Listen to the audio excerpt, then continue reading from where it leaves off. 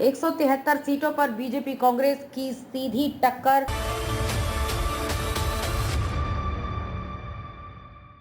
नमस्कार, मैं खुशी और आप देख रहे हैं स्वतंत्र भारत न्यूज। आइए नजर डालते हैं इस वक्त की खास खबर पर। 2019 में 92% सीटें जीती थी बीजेपी, यहां टिकी विपक्ष की आखिरी उम्मीद। 2019 लोकसभा चुनाव में कांग्रेस ने सिर्फ 52 सीटें जीती। 17 प्रदेशों में कांग्रेस का खाता भी नहीं खुला था। दूसरी तरफ बीजेपी ने 303 सीटें जीती।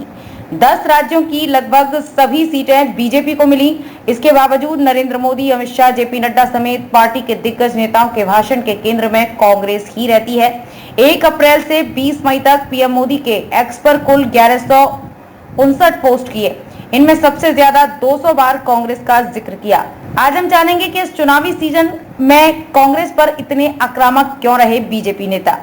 आमने सामने की भिड़ंत वाली 173 सीटें 2024 में कैसे निर्णायक साबित हो सकती है।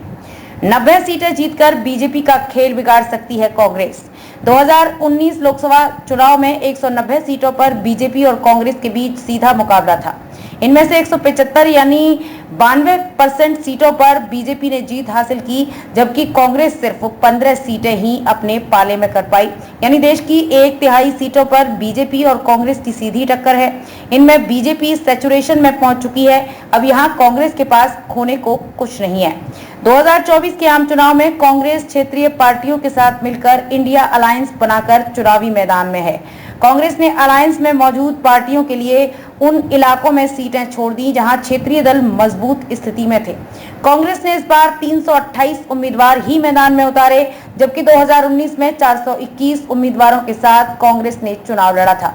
2014 और 2019 के लोकसभा चुनावों में बीजेपी ने हिंदी पट्टी यानी नॉर्थ और वेस्ट के राज्यों में जिन सीटों पर एक तरफा जीत हासिल की थी, उन्हीं सीटों पर कांग्रेस और बीजेपी के बीच सीधी टक्कर रही थी।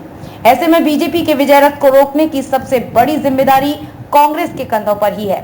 द प्रिंट के एडिटर शेखर गुप्ता लिखते हैं कि कांग्रेस जितनी भी नई सीटें जीतेगी, भाजपा के कुल आंकड़े में उतनी कटौती होगी। कांग्रेस की 52 सीटों में अगर 10 और सीटें भी जुड़ गईं, तो ये बीजेपी के लिए 10 सीटों का नुकसान ही होगा। और अगर वो 90 के आंकड़ों पर पहुंच गई, तो वो भाजपा को 272 के आंकड़े से नीचे ही रोक सकती है। वहीं अगर कांग्रेस को 100 सीटें मिल गई, तो राष्ट्रीय राजनीति में उथल पुथल मच जाएगी। अब तक के लिए बस इतना ही। फिर होगी आपसे मुलाकात ऐसी एक और खास खबर के साथ। तब तक के लिए नमस्कार और देखते रहिए स्वतंत्र भारत न्यूज। ऐसे ही लेटेस्ट अपडेट्स के लिए हमारे चैनल स्वतंत्र भारत न्यूज को सब्सक्राइब करें और तुरंत नोटिफिकेशन पाने के लिए बेल आइकन प्रेस करना ना भूलें। यदि आप हमें फेसबुक के माध्यम से देख रहे हैं तो हमारे पेज स्वतंत्र भारत न्यूज को फॉलो जरूर करें। धन्यवाद।